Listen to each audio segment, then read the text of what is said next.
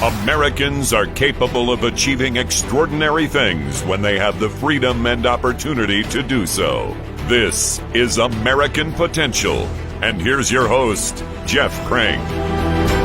All right, well, thank you for joining American Potential. And we just finished watching the State of the Union, President Joe Biden's State of the Union address.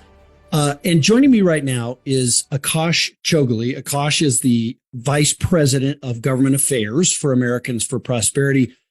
Akash, I guess I'll ask you your thoughts on the speech first and foremost, some general themes. Yeah, thanks for having me back on, Jeff. I think, these State of the Unions are kind of a dog and pony show. I think more and more here, at least in D.C., people who have followed this stuff a long time are realizing that it's essentially a show, right? That it's a chance for the president to take a victory lap, score some political points, for the opposition party to kind of respond in kind. As far as what we heard tonight, it was exactly what we expected, right? It was the president taking a victory lap on some economic data that has improved relative to where it was 2 years ago or relative to where it was a year ago, hit some notes of bipartisanship, frankly, on ideas where Democrats and Republicans both agree on bad ideas, and then look forward with an agenda that was largely more of the same, which was a failure to really address a lot of the crises that the American people are concerned about, and just proposing more tax and spending, which frankly, under divided government is going nowhere. And so what he did very little was make actually bipartisan overtures towards solutions that can pass through divided government. And then, of course, at the very end, doubled down on that economic data that really just doesn't tell the whole story, right? When you're talking about the depths of COVID and the job creation after those job losses, or the deficit reduction, quote unquote, despite the fact that they've spent nearly $5 trillion over the last 2 years. It was really misleading about what we expected. And I think now what we have is really an opportunity for conservatives, for Republicans, for people who know that the Biden agenda isn't working, to chart a better path forward. And that's what I'm really looking forward to seeing as we come on. My first impression of that speech, I thought it was a really divisive speech. I'm just going to be very honest. And I was also very disappointed, quite honestly, in some of the Republican members who kept interrupting, kept kind of shouting out. And I remember a day when we just didn't do that. We didn't, and Republicans do it, Democrats do it. I don't care for it. We know the president's going to come. It's going to be a show. The president's going to say things that people think aren't true. I think the president certainly said things that weren't true in this, but we ought to be respectful. And I thought actually Speaker McCarthy did a really good job of being respectful, but I thought that was disrespectful. So let me just ask your thoughts on that, maybe that tone, but then also the president. I thought it was just a pretty divisive speech, pitting rich versus poor, companies versus citizens, those sorts of things. Your thoughts? Yeah, no, I completely agree, especially on the first point. And I know Kevin McCarthy actually made a point of saying this, that they weren't going to do that. He obviously, can't control the behavior of 220 plus adults from the day. So I thought he was fine. I thought, I agree with you about the response. And so that's disappointing. As far as the content, it was divisive, but again, that's now what we've come to expect. It's basically the opposite of what he ran on, right? He ran on being this uniter in chief, and obviously he has, some record of trying to prove himself to be bipartisan or moderate or things like that. I think all of that went out the door the moment he was elected. And frankly, while most of it was done celebrating partisan accomplishments, quote unquote, accomplishments in quotes, obviously, I think the places where he did, again, strike notes of bipartisanship, it was bad policies, right? It was the infrastructure bill that was just a giveaway to green energy and to labor unions. It was the CHIPS Act that was billions and billions of dollars in corporate welfare. So, again, like I said, there really wasn't that much that we didn't expect from this. I think the question going forward is how Republicans choose to respond. Again, the behavior is what it is. It was disappointing. But I think the American people know that the Biden agenda isn't working for them. Their real wages have gone down. Inflation continues to be high. They're still dealing with empty shelves and people out of the workforce. And so regardless of what people might say in the House chamber in Washington, D.C., the American people know what they're feeling, how they're feeling, what's going wrong. And so there is an opportunity going forward to chart a better path forward, because regardless of what the president says, the current status quo isn't working for people. Yeah. So I just, on that point, I guess the divisiveness, and again, I thought that the Republicans, some of them, with their reactions were kind of childish. Some of those, obviously not everybody, and the vast majority of them were respectful. But I thought the president's speech tonight was, pitting old versus young. He talked a lot about Social Security, Medicare, taking that off budget, making that untouchable, those sorts of things. Corporations, he pitted corporations against individuals on taxes, billionaires against normal, everyday working Americans. I thought women versus men.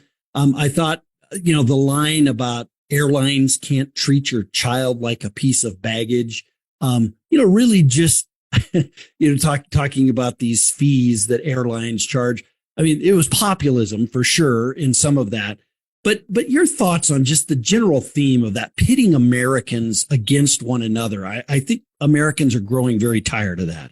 I could not agree more. I'm glad you're bringing this up, because, again, you mentioned the word populism. Some of this stuff sells, right? It's good politics, and you go after unpopular groups, whether it's corporations or the wealthy.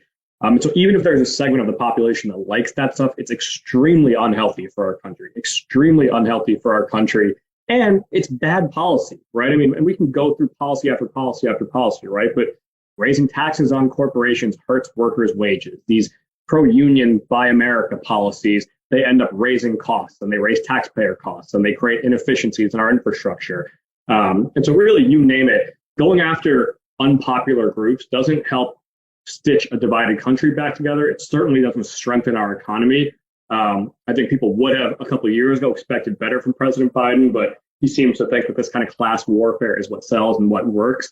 And it's up to Republicans to prove that that's not the case. It's disappointing. And again, he's not the first person to do this. But again, it's really unhealthy, I think, for our country. And it just demonstrates a lack of leadership and a lack of really constructive solutions from this administration. Yeah, dude. He made the statement, and I'd love to get your thoughts on some of these. This was some of the class warfare stuff that I thought was unproductive and unhelpful. He made the statement that billionaires actually pay less than school teachers and firefighters. Now, I think most Americans probably find that a little hard to believe. Any thoughts on statements like that? Yeah, I mean, this is another great example. He did this with that statement. Another one that jumped out is when he said this about the PRO Act and the right to organize. I mean, he is just misleading the American people in places where they may or may not know any better. And so this thing about, corporations or billionaires paying less than teachers and firefighters, these are because of long-standing, deductions and things like that you get for investments in companies, right? You can deduct your losses or R&D credits, things like that. I mean, these are, not to say there isn't corporate welfare in the tax code. There obviously is, but the vast, vast majority of the stuff that he's referring to that lowers the tax liability of these corporations are for investments corporations are making in their own operations, which, of course, what that does is create more jobs and raise wages, right? The way that you raise wages and create jobs is by investing in your business to make it more efficient, more expansive, more innovative. Government doesn't create jobs. Government doesn't create wages. The private sector does. And the way the private sector is through exactly that kind of investment. That's why those things are not punished in the tax code. The average American might not know that. And so he tries to score political points by saying a teacher pays less than giant corporations, or pays more than giant corporations in taxes. Same thing on the PRO Act, right? He said, we need to protect, quote, the right to organize. What he really means is that he wants to tilt the playing field in favor of labor unions because Americans are abandoning labor unions in droves. The right to organize has been protected in federal law since 1947 and has not been touched, right? That is a non-issue through the text of the law. It's a non-issue in reality. But of course, what he's trying to do is divide Americans and score political points for his favorite groups. And that's the way he chooses to do so. So he also talked about the Inflation Reduction Act. And, I want to get to this idea of inflation and what has caused inflation. We all know it's government spending. Well, I guess we don't all know that, but you and I, Akash, know that it's government spending that causes inflation. But he talked about the Inflation Reduction Act. Explain why that act wasn't actually inflation reduction. No, I mean, it's obvious, right? Just like everything else they've done for the last couple of years, it's just more taxing and spending, taxing and spending, taxing and spending. When you dump trillions of dollars into the economy, but you don't do anything to improve our supply chains, increase production, get people back in the labor force, of course, what's going to happen is all that money that's now into the economy is going to drive up prices. That's an age-old lesson. The Inflation Reduction Act not only did that, it also gave billions of dollars in favors to Biden's political allies, right? The green energy industry, electric vehicles, labor unions, price controls on the healthcare market. And so it had literally nothing to do with inflation reduction. All it was a sort of combination of decades of longstanding partisan priorities. They just chose the name inflation reduction because that was what was on the minds of the American people. But I think the American people have seen very clearly that the president's policies are to blame for inflation increasing rather than any kind of inflation reduction that might be happening. Yeah, it's frustrating, I think, when people listen to that and they hear that, and then the president talks about how much better off Americans have become over the last couple of years under his leadership. But then he goes on to talk about, and I was writing some of these down, some of the new programs or policies that he wants to implement. He talked about providing access to paid preschool for government, basically to pay for preschool for all kids, public school teachers, raises. I mean, the federal government deciding that local school teachers, public school teachers, mind you, should get raises. He talked about reducing student debt, access to free community college, more free housing, more job training. I mean, these are all things that were goodies that were sort of being proposed by this administration, but they sure aren't going to help inflation if we enact any of these things.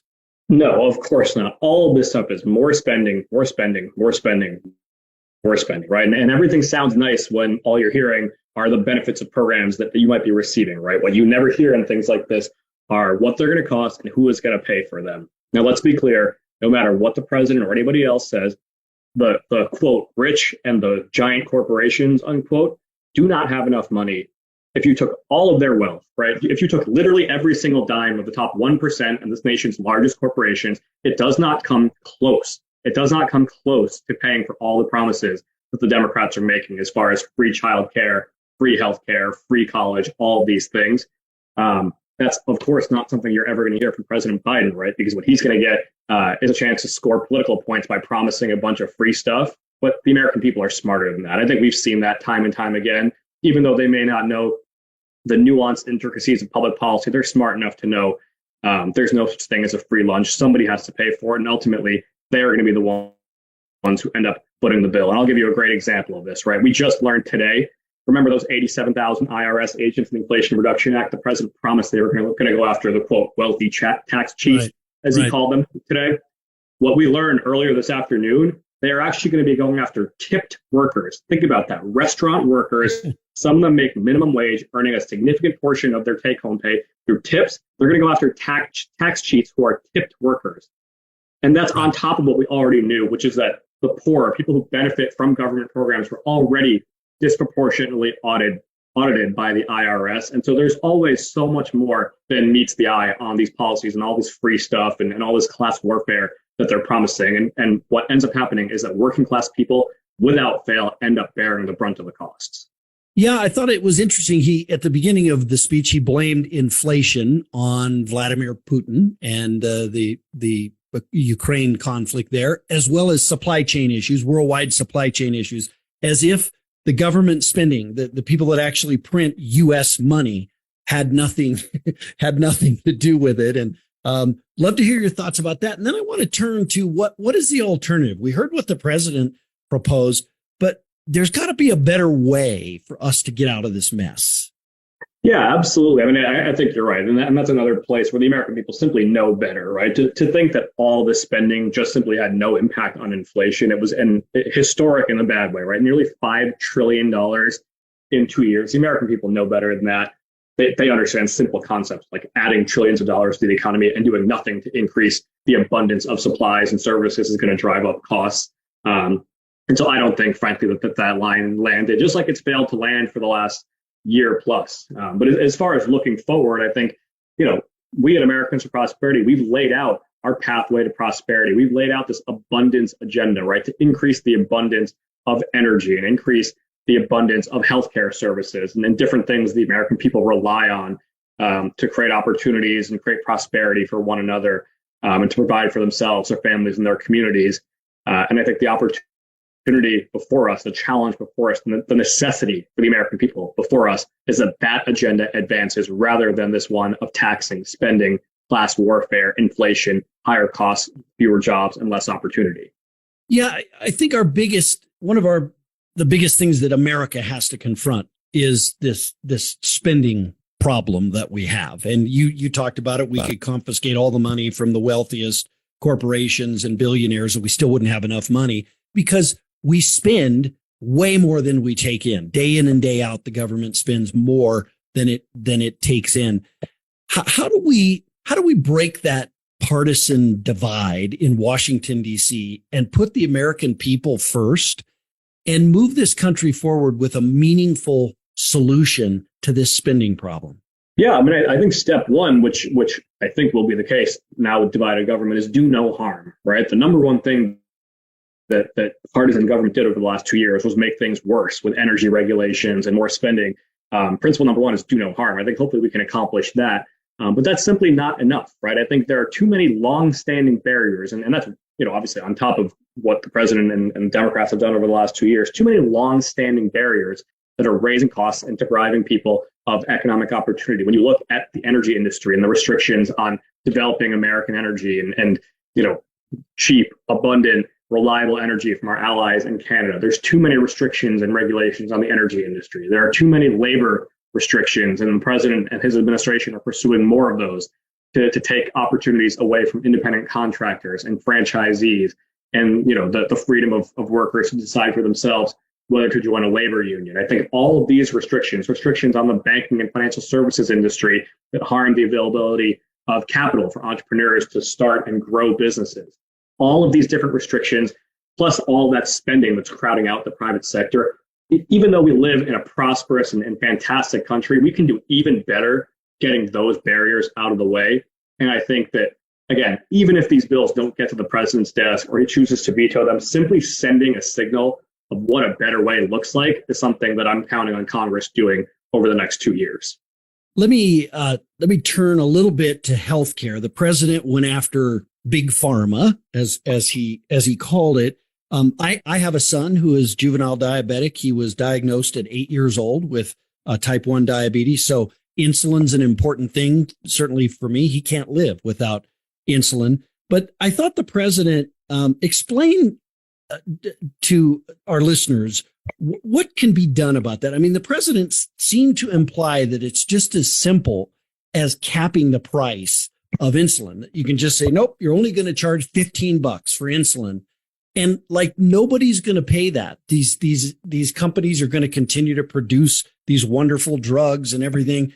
But tell folks how that actually works or doesn't work. Yeah, well, so I make 2 points on the price caps. You heard the president go on the screed about getting rid of these, quote, junk fees, which the idea that some bureaucrat in Washington knows exactly what the appropriate fee is for being late on your credit card bill is absolutely insane. Right.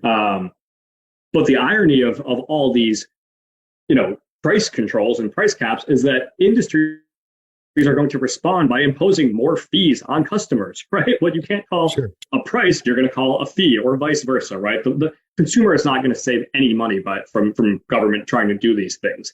The other thing that it does, especially in the healthcare industry, is it's going to hamper innovation. We've already, since the Inflation Reduction and those price caps passed, we've already seen the cancellation of some planned medical innovations, some planned healthcare innovations, drugs and things like that were going to come to market because they simply can't recoup the cost, right? It's simply not worth the investment.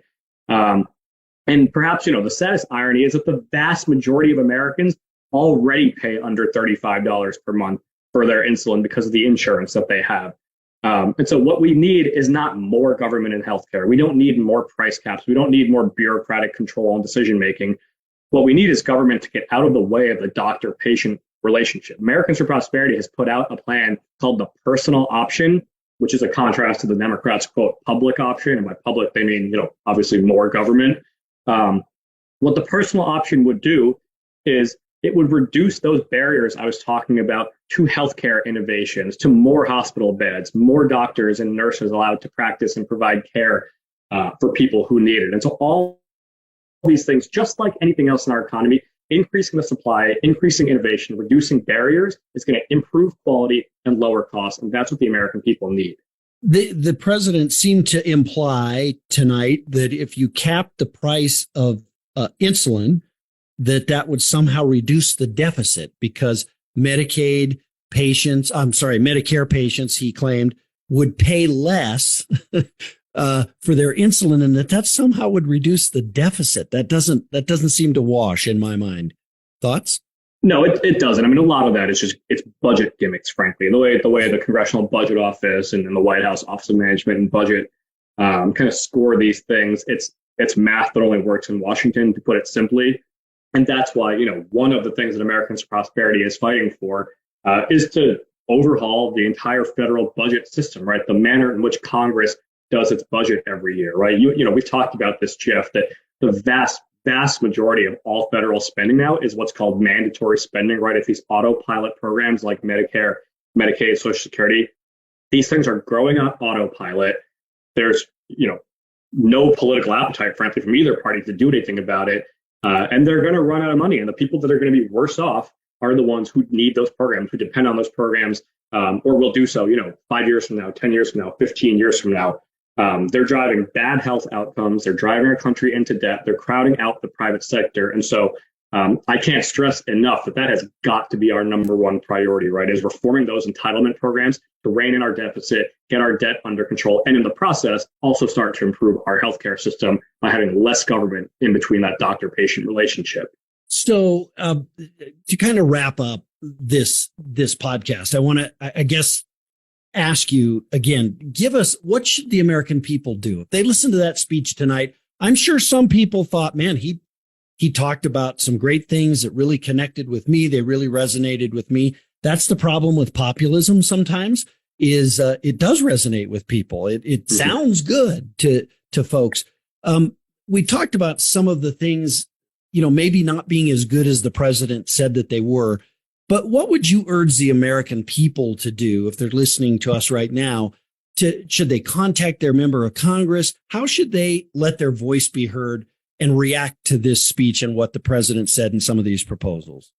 Yeah, absolutely. I think before we even get to any kind of activism or anything, when you think about it yourself, in your own situation, the president took a victory lap about the economy. Ask yourself, do you think the economy is strong? And do you think things are okay in this country? The vast majority of Americans answer that question with a resounding no. So that's question number one, is no matter what the president says, how do you feel like the economy is doing?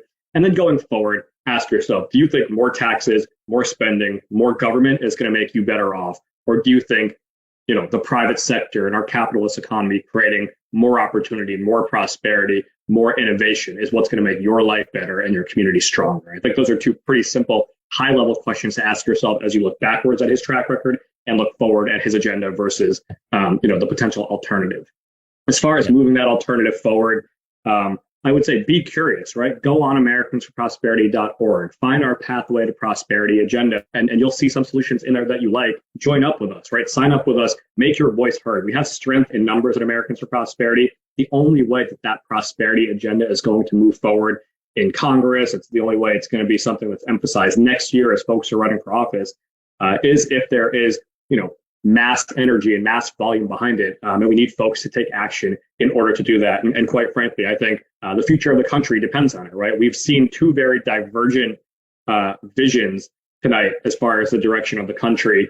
And I think, one is more government, more control, more inflation, higher costs, fewer opportunities. The other one is, more free markets, more opportunity, more prosperity, more innovation, higher wages. And that one relies on getting government out of the way and empowering people. I think it's essential that we get people behind that agenda and move it forward this year, next year, and beyond.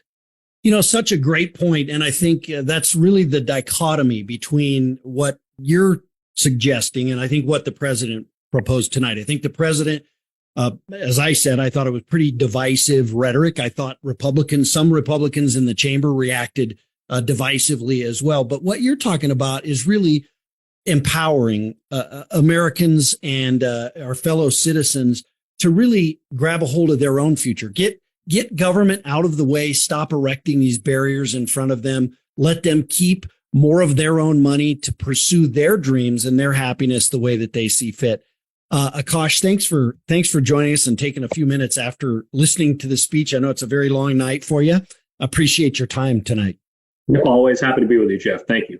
All right, great. Americans for Prosperity Vice President of Government Affairs, Akash Chougule. Look, the American Potential Podcast is always working on stories to help keep you informed as well as inspired. And we'd love to have you stay connected with us by liking and subscribing to our channels. You can follow us on Facebook, on Twitter, on YouTube. And we've got another episode coming out in just a couple of days. You're going to love it. We've got several episodes coming out this week. Thanks for joining us on American Potential. Thank you for listening to American Potential. You may listen to more stories from Americans working every day to expand freedom and opportunity in their communities by visiting AmericanPotential.com.